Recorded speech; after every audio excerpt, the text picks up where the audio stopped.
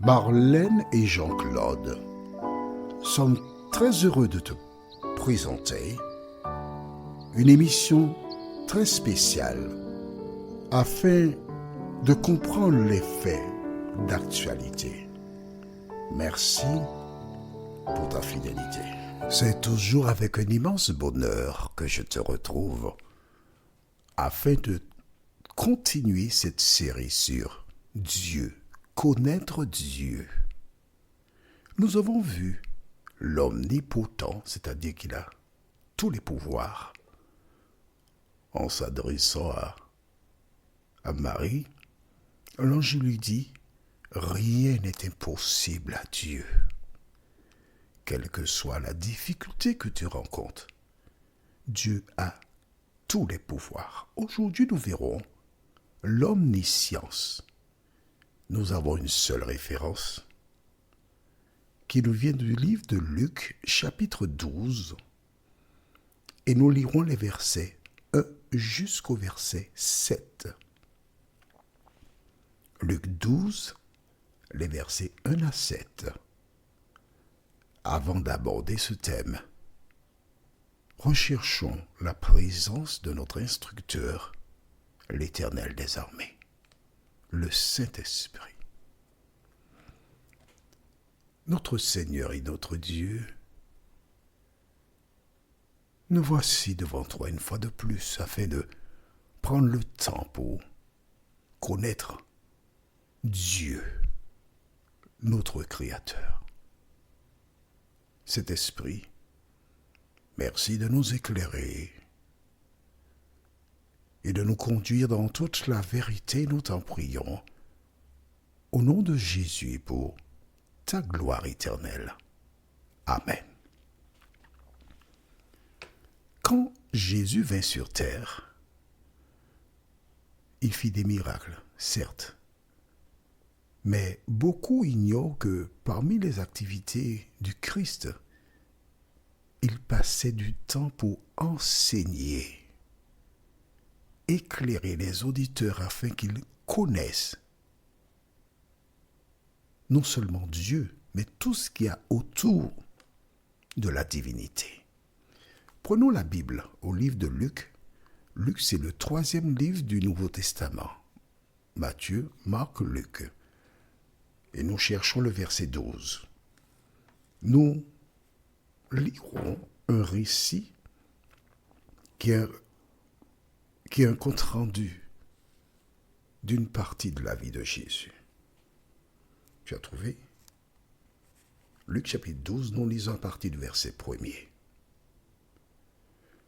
Sur ces entrefaites, les gens s'étant rassemblés par milliers, au point de se fouler les uns les autres, Jésus se mit à dire à ses disciples, « Avant tout, gardez-vous du levain des pharisiens, qui est l'hypocrisie.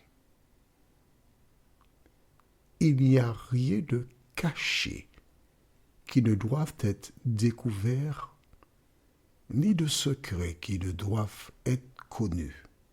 C'est pourquoi tout ce que vous aurez dit dans les ténèbres sera entendu dans la lumière, et ce que vous aurez dit à l'oreille dans les chambres sera prêché sur les toits.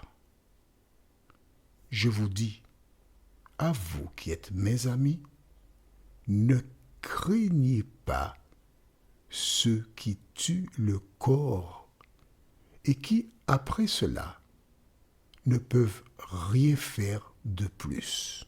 Amen. Ceux qui tuent le corps, il y a différentes manières de tuer.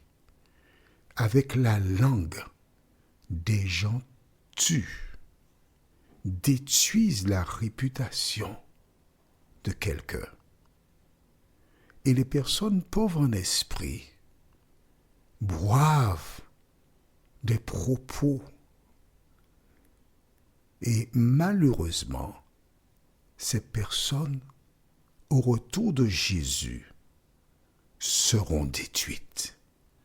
Car tout ce qu'une personne sème, elle le moissonnera.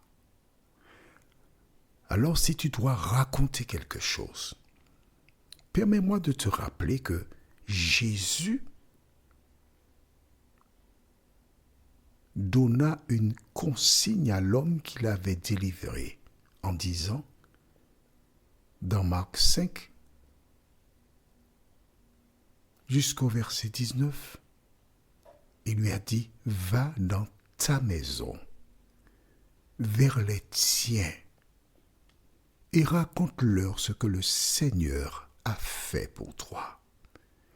Ils sont nombreux, légions, des personnes qui portent le nom de chrétiens ou qui se disent chrétiens et qui disent du mal de personnes.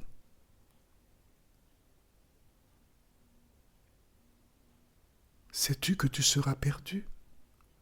La Bible te dit que tout ce qui est vrai, tout ce qui est digne de louange, d'approbation soit l'objet de tes pensées. Le diable, que fait-il?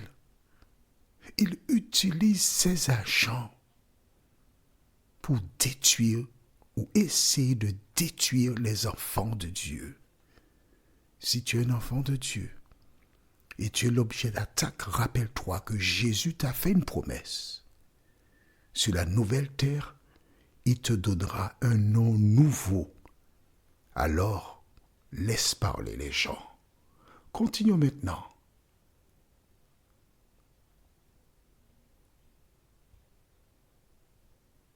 Le verset 5.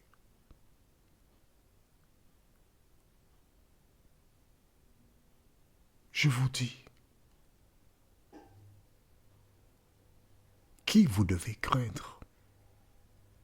Craignez celui qui, après avoir tué, a le pouvoir de jeter dans la géhenne. Oui, je vous le dis, c'est lui que vous devez craindre.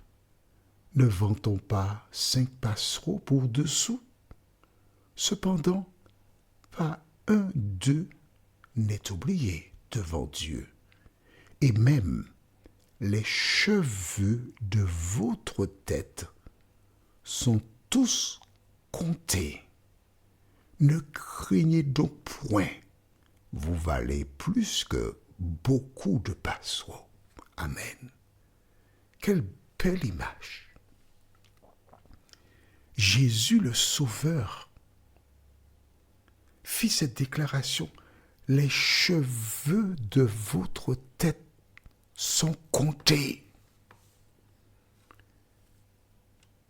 Si je te dis de compter les cheveux de ta tête, tu ne pourras jamais. Et qui pourrait prendre le risque de le faire, excepté les chauves qui ont perdu beaucoup? Mais quand Jésus dit, même les cheveux de votre tête sont comptés, il est en train de te dire, il est en train de me dire qu'il sait tout ce qui me concerne. Rien ne lui est caché. Quel que soit le problème que tu rencontres, Dieu le connaît. Quelle que soit ta difficulté, Dieu est là.